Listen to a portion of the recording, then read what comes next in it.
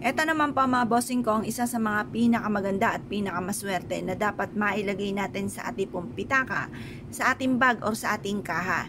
Subok na po ito mga bossing. Kung nag-iisip ka sa ngayon kung ano kaya ang para mas lumevel up ang inyong swerte sa susunod na buwan mga bossing ko, ay mainam na ito ang gawin po ninyo mga bossing.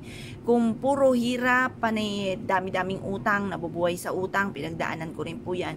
Masakit po yan sa ulo, mahirap po yan dalhin mga bossing, lalo-lalo na kung hindi mo malaman kung paano nyo babayaran ang mga nautang po ninyo. Okay lang mangutang dahil halos karamihan nga sa mga mayayaman ay may utang at kalalaki pa ng utang, pero malagaling silang magpaikot at alam nila kung saan manggagaling yung utang, yung kanilang pambayad, kaya sila ay umutang. Ngayon pa mga bossing, sa mga gaya natin na hindi natin malaman kung paano natin ito babayaran, mainam na subukan nyo po ito dahil ito po ay makakatulong upang sa ganon mas higit ka na swerte, mas lumevel up ang swerte. Ito pa mga bossing ko ang ating bawang, ang isa sa mga pinakamaganda, pinakamaswerte na dapat ay meron po tayo dahil makakatulong po ito upang sa ganon mas mabilis yung makamtan ko ano man po yung ninanais ninyo. Dati-dati, bagamat alam ko po ito, hindi ko siya ginagawa dahil parang wala akong time. Pero nung dumating na sa talaga sinubok mga bossing ko ng mga pagsubok na dumating po sa amin, dahil parang wala na akong option, wala na akong alam kung paano maaalis yung kamalasan na dumating sa amin mga bossing. Ito lang yung nalalaman ko na napakasimple na pwede kong gawin para swertihin kami. Basta nag-focus lang ako, nag-wish po ako na bigyan lang kami ng isang pagkakataon at hindi ko ito sasayangin at talaga namang lalo ko pang sisipagan mga bossing. At yun nga po mga bossing ko ay naganap mga bossing. Kaya doon din ako naniwala ko nung salitain, ito ay nagaganap.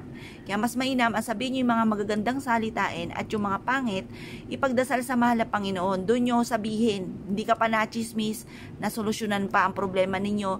Bukod sa alam naman natin na alam na ng mahal na Panginoon po yan. Kaya lang minsan, kaya tayo nakikipagkwentuhan sa iba, sinishare natin kung ano yung nagaganap sa atin dahil parang punong-puno ka na, wala ka ng ibang mapagsabihan. Kung ako po sa inyo mga bossing ko, ibulong nyo po yan, sabihin nyo po yan sa mahal na Panginoon. At pagkatapos, hayaan nyo na ang mahal na Panginoon na ang kumilos para sa inyo, masolusyonan ang problema.